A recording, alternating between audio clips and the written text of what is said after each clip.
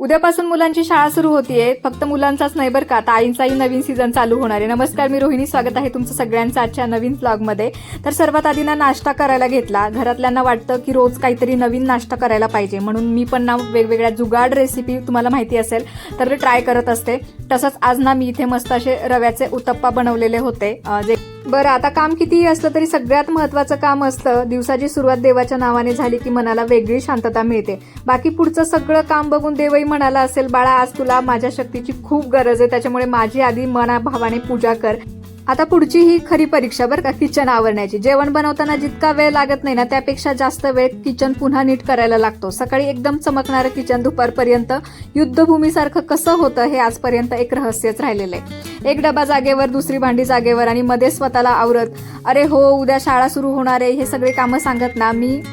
खरं तर ना एका बाईच्या आयुष्यातलं किचन ना कधीच पूर्ण आवरत नाही. फक्त पुढच्या स्वयंपाकापर्यंत ते थोडंफार नीट दिसतं एवढंच आहे बरं का.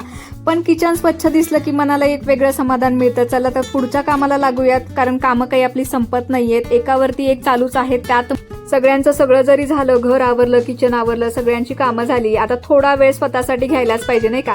तर आई झाल्यानंतर ना स्वतःसाठी वेळ काढणं एखादा सण असल्यासारखं वाटतं आपल्याला. पण रोजचा हा थोडे ना 5-10 मिनिटं स्वतःसाठी खरंच द्यायला पाहिजेत. कारण की आरशात जर स्वतःकडे बघितलं ना वाटतं आज दिवसभर किती कामं झाली, पण चेहऱ्यावरचा थकवा बाजूला ठेवून ना पुन्हा एकदा स्वतःला तयार करायचं, म्हणजे ना पुढच्या कामासाठी आपण आणखी उत्साहात रेडी होतो. कारण आईला सुट्टी नसते, बाईला सुट्टी नसते, प्रत्येक कामाचं शिफ्ट बदलत असते. फक्त थोडं झालं की थोड्यानंतर, थोड्या वेळानंतर थोडं दुसरं काम करायचं. आता हे झालं, आता पुन्हा दुसरं काय करायचं. चला आता जरा फ्रेश होऊया आणि दिवसाच्या पुढच्या कामांसाठी तयार होऊया. आता रोज रोज वेगळं असं काय तयार व्हायचंय, तर त्याच्यामध्ये मॉइश्चरायझर लावून घेतलंय, त्यानंतर सनस्क्रीन लावून घेतलं, पावडर लावलं, थोडंसं लिपस्टिक लावलं आणि थोडंसं काजळ. एवढंच माझं बेसिक असतंय रोजचं.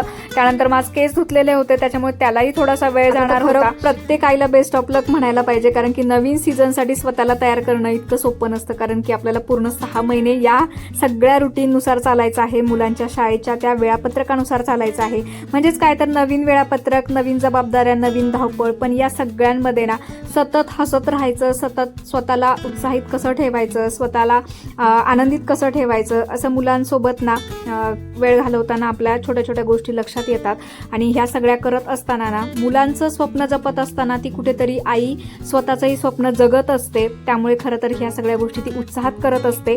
आता दररोजचं जे काही रुटीन आहे ते प्रत्येकीचं वेगळं असणार आहे, पण तीच जबाबदारी आपल्याला मुलांसोबत पेलायची आहे. कधी थकाल, कधी चिडाल, कधी वाटेल आता खूप होतंय, पण लक्षात ठेवायचं आपल्याला की आपल्या या प्रयत्नामुळेच आपल्या मुलांचं उद्याचं जग हे सुंदर होणार आहे. त्यामुळे आपल्याला थकून चालणार नाही, आपल्याला मुलांसोबत तितकंच ऍक्टिव्ह राहावं लागणार आहे. म्हणूनच नव्या सीझनची सुरुवात दिवसाचं माझं सगळ्यात महत्त्वाचं काम होतं. पावसाळा यायच्या आधीनं गॅलरीची साफसफाई मला करायची होती. कधी कधी वाटतं घर आवरताना आपण फक्त धूळ आणि पसारा नाही काढत, तर मनात साचलेला थकवाही थोडासा कुठेतरी काढून टाकतो. जुन्या गोष्टीला बाजूला सरकताना ना नवीन रुटीनचं स्वागत करण्यासाठी तयारी सुरू आहे. आता इथे आयुष्याचंही अगदी असंच आहे. काही गोष्टी सोडून द्याव्या लागतात, काही नव्याने स्वीकाराव्या लागतात.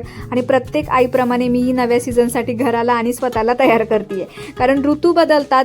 खरं तर खूप दिवसांनी लॉंग व्लॉग तुमच्यासोबत शेअर करतेय. जर तुम्हाला हा व्लॉग आवडला असेल तर लाईक, शेअर आणि सबस्क्राईब करायला अजिबात विसरू नका. खूप अगदी वर्षानंतर मी हा व्लॉग अपलोड केलेला आहे. छोटासा आहे, पण आय होप तुम्ही माझ्या भावना समजू शकतात एक आई म्हणून. चला तर पुन्हा भेटूयात नवीन व्हिडिओसोबत. तोपर्यंत धन्यवाद.